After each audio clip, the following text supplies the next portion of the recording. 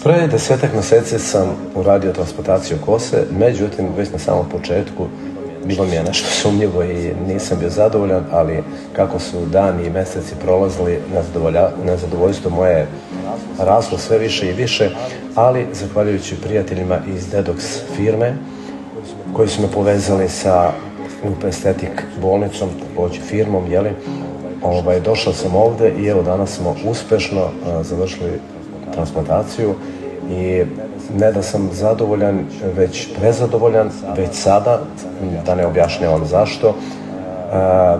I ako želite i imate sličan problem, potražite preko Dedoxa, dođete sve informacije da stupite i dođete ovde u ovu bolnicu gde ćete se osjećati veoma prijatno od osoblja do doktora koji je meni uradio.